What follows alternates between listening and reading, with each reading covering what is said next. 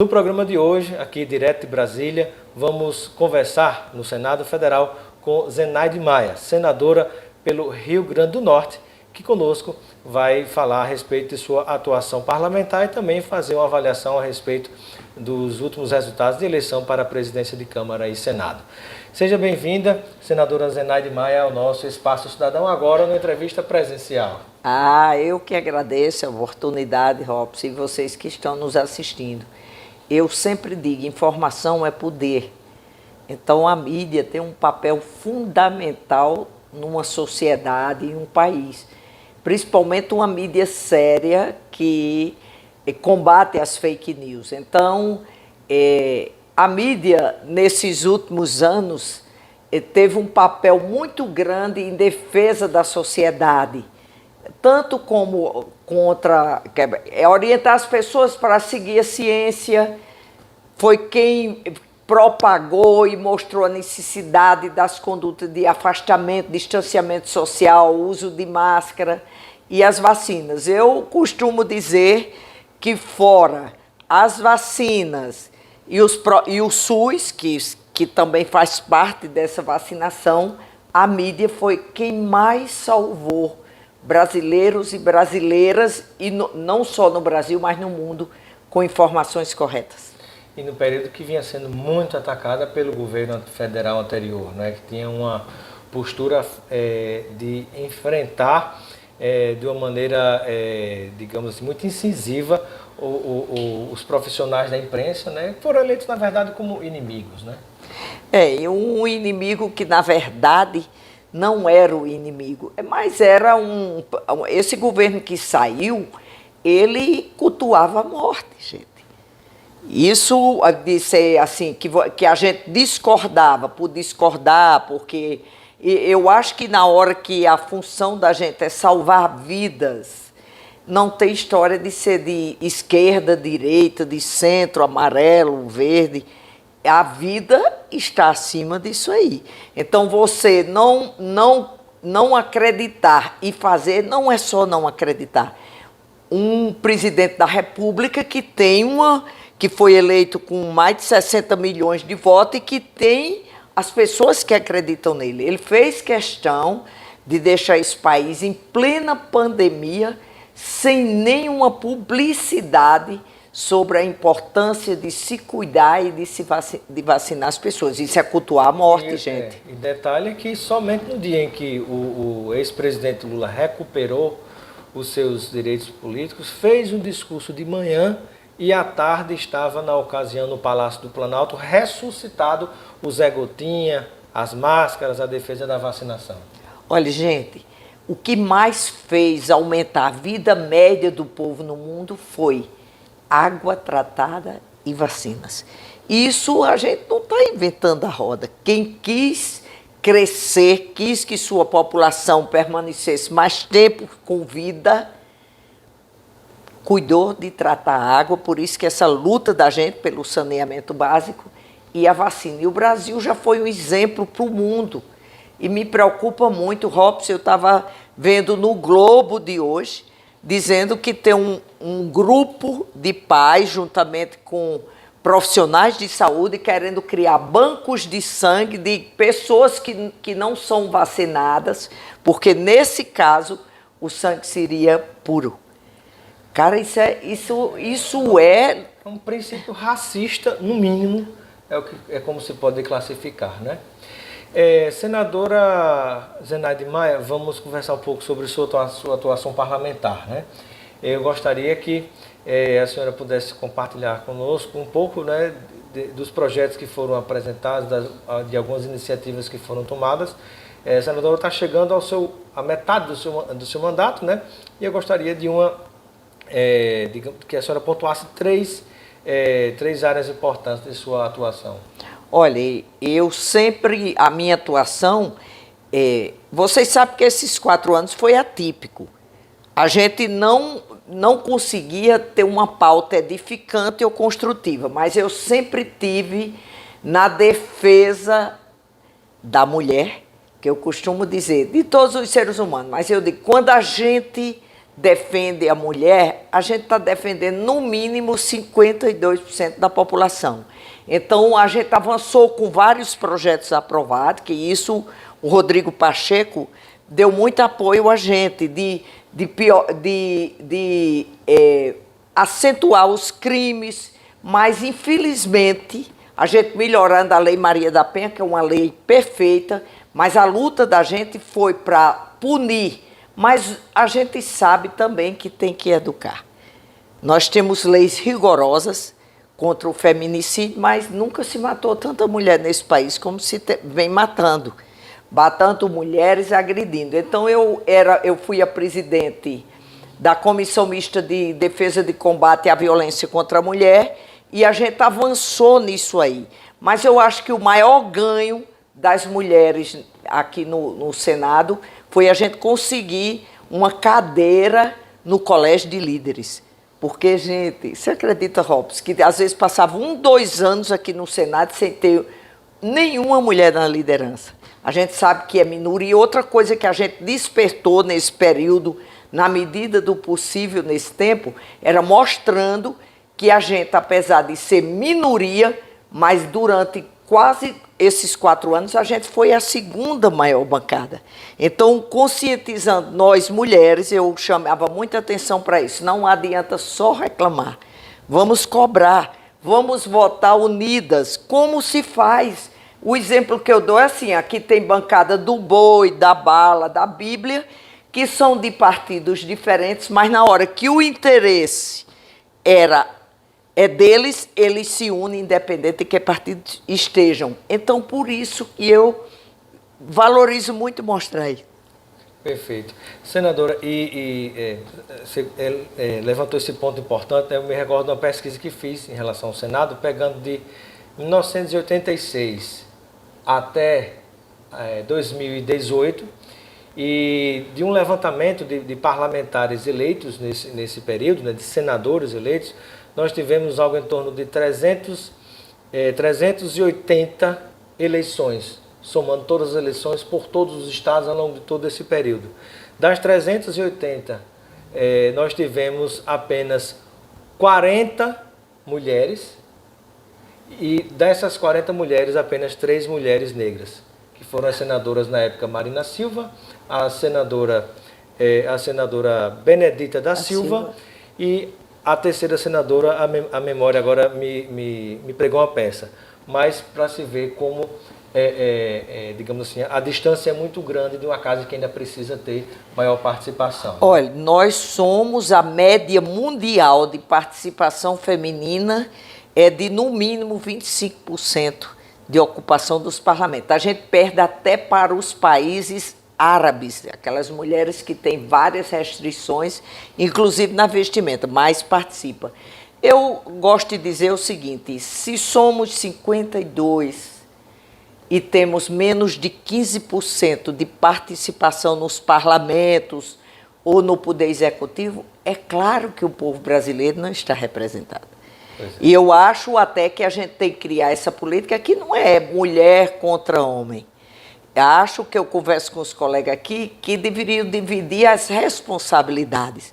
Porque quando o parlamento, o poder executivo ou o judiciário que chama atenção, o que depende do estudo, apesar de só fazer pouco mais de 100 anos que foi permitido a gente estudar, foi permitido a gente votar e ser votado, mas naquilo que depende dos processos seletivos, nós mulheres já estamos na frente. Mas nos cargos, no poder de comando, você vê, Simone Tebet foi a primeira mulher a presidir a CCJ. Estou falando de comissão. De Constituição e Justiça. De Constituição e Justiça. Mas eu queria dizer às mulheres que estão nos assistindo, nós temos que participar da vida política, homens e mulheres. Eu fico triste quando ouço Robson dizer assim, eu não tenho nada a ver com política. Gente, como não temos nada a ver se é a política que defende, que diz o seu salário, que diz quantas horas você vai trabalhar por semana e que diz com que idade você vai se aposentar. Nós vemos um exemplo aqui, na última reforma, aumentaram 7 anos na aposentadoria das mulheres, que a gente sabe que eu sou mãe, avó, esposa, por mais que eu esteja senadora, eu não deixo de ser isso. Então, eu tenho a responsabilidade de contribuir para que nós, mulheres, cheguemos aos locais de comando. É essencial, gente. Venham para a política. E eu diria mais, o que é que fez Zenaide? Você sabe que eu era política de bastidores, mas, por exemplo, o que é que fez Zenaide, médica da Universidade Federal, resolver se candidatar? Eu, como médica do serviço público, eu ajudava, mas é um número muito limitado de pessoas. Se quiser realmente ajudar o seu estado, o seu município e esse país, tem que vir para a política, tem que valorizar as decisões políticas. Sem dúvida. Senadora Zenaide Maia, e vamos conversar um pouco a respeito da nova formação, a nova composição do Senado Federal. Nós tivemos eleição, a posse dos novos senadores, né, 1/3 do Senado, como também tivemos eleição com a recondução de Rodrigo Pacheco, enfrentando inclusive o senador do seu estado, ex-ministro de Bolsonaro, o senador Rogério Marinho.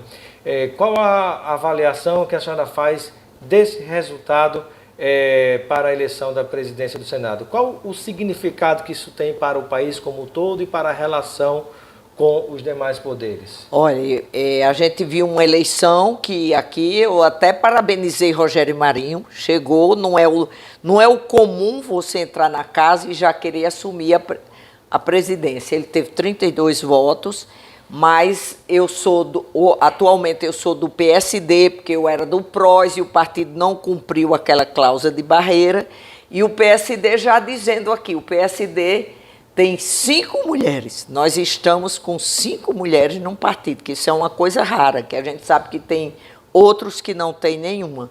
E dizer o seguinte, o Rodrigo era a melhor escolha, porque o que a gente precisa nesse momento, gente, é pacificar, unir esse país. As pessoas, a gente tem urgência.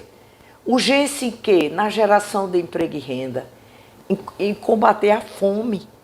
Nós temos 60 milhões de brasileiros que chamam insegurança alimentar, gente, mas é fome.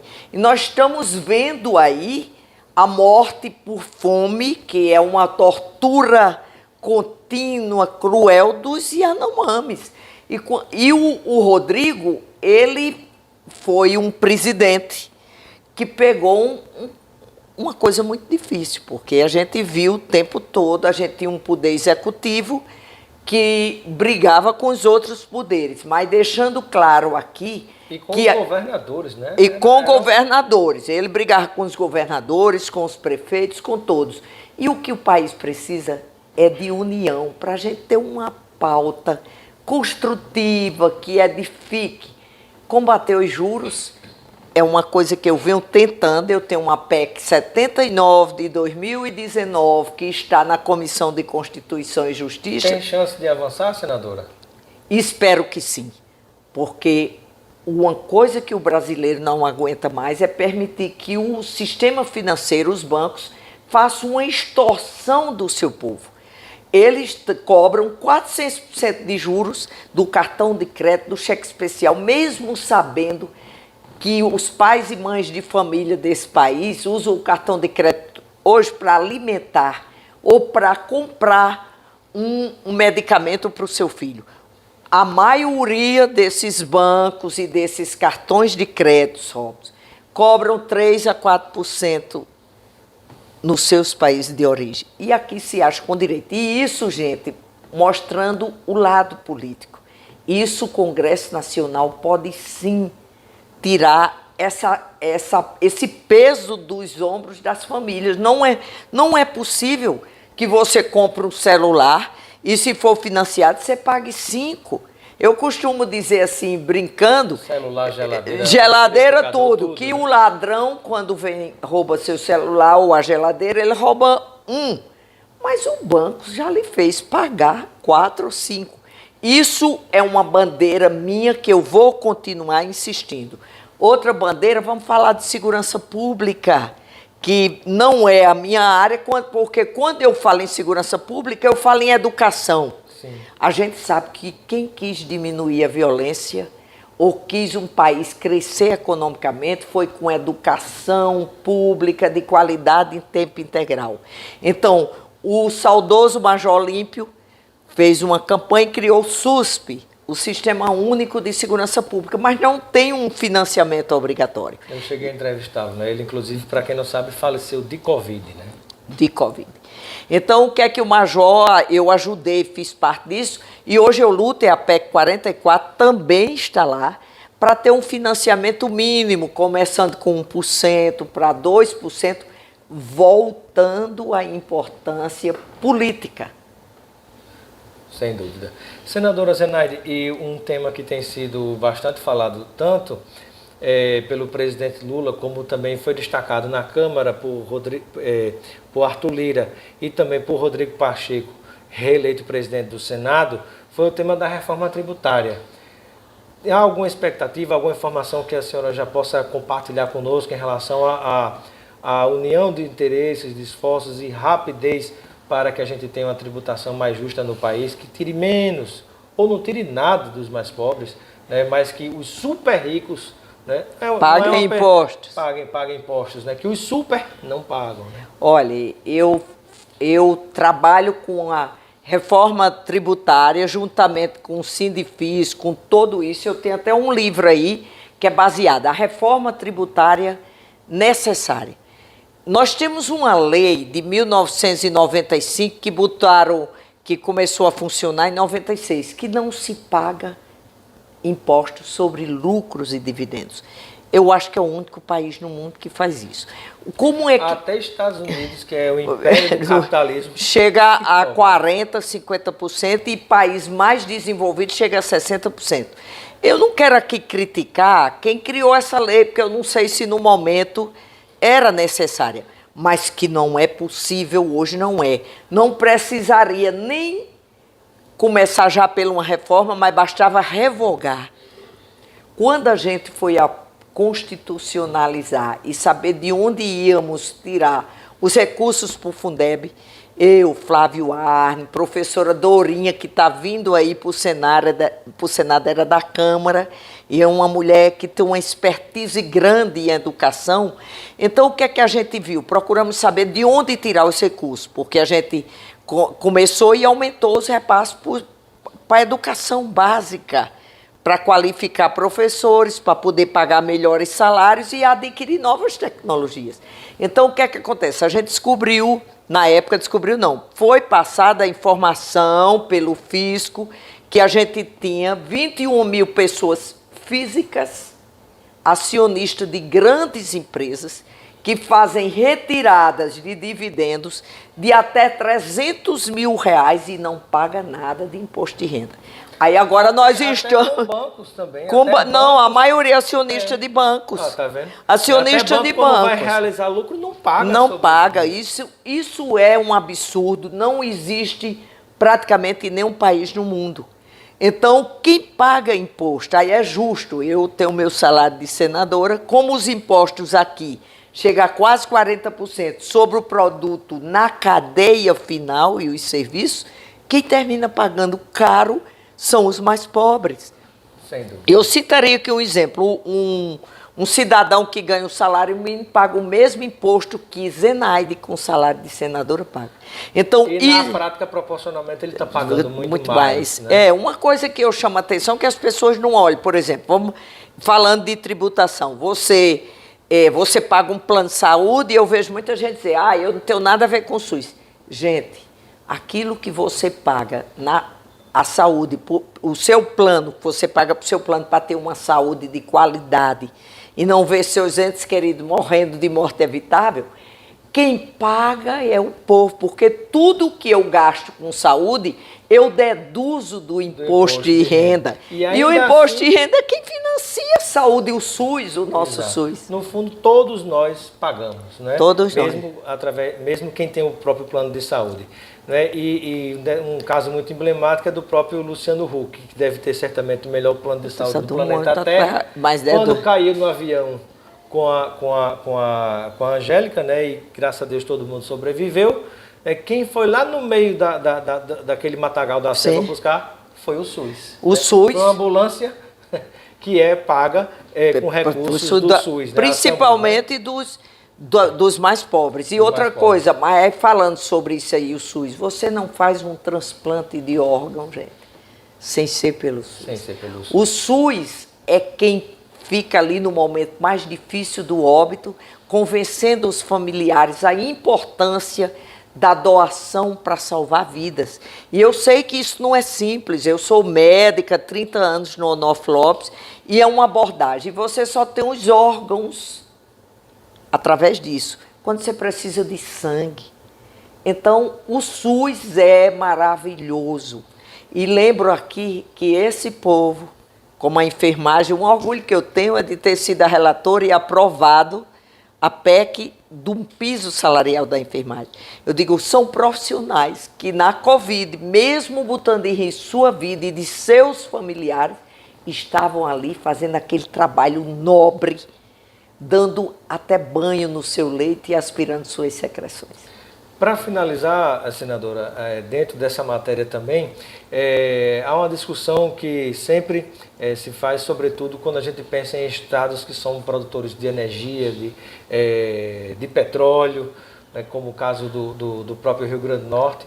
E dentro disso tem uma outra questão, que muitas vezes a gente sabe que há uma geração de empregos naquele determinado momento, quando a gente pensa em relação a energias eólicas, né, que tem uma forma de tributação semelhante à questão do petróleo, mas depois o estado que foi o consumidor daquela energia é que ele é creditado do ICMS, quando seria justo que aquele estado que produziu recebesse o ICMS. Tem alguma informação, alguma expectativa positiva em relação a esse equilíbrio, a essa justiça em relação a estados como o Rio Grande do Norte, que produz energia eólica, que produz gás, petróleo? Olha, isso essa lei foi criada e para o Estado consumidor. Uma coisa que a gente tem que fazer é essa regulamentação. Eu cito aqui a energia eólica, que é importante, nós já somos o maior produtor, grandes investimentos que chegam, o que a gente vê é que chegam quando estão montando. Então, os municípios ficam com a economia bem melhor, porque tem o IS e o ISS. Mas, quando eles montam aquilo ali, a maioria fica só com pessoas... dono das terras, né? Pronto, que fica recebendo aquele recurso. Mas, para o Estado mesmo, não. Então, isso tem que ser revisto. Porque eu digo o seguinte, aquele sol que a gente reclamava, aquele vento que a gente não sabia o que fazer, hoje é uma riqueza de energia limpa. E nós estamos aí, o Rio Grande do Norte, no point, né? Porque eu acho que a gente vai chegar as hidrelétricas, em 10 anos a gente vai produzir muito mais energia, entendeu? E a energia limpa, renovável, porque a hidrelétrica você não faz mais hoje, né? É verdade. Entendeu? E de repente eu lembro que há uns anos atrás, a rainha da Inglaterra falando sobre armazenar o ar, que era justamente a energia eólica, né?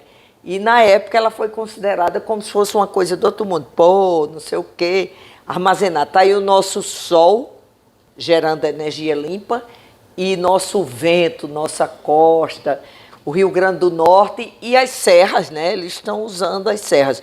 Precisa sim, pode ser o sol, o vento que é nosso, precisa deixar impostos para a saúde. Eu sempre lembro, muitas vezes o pessoal tem ódio de pagar imposto, né?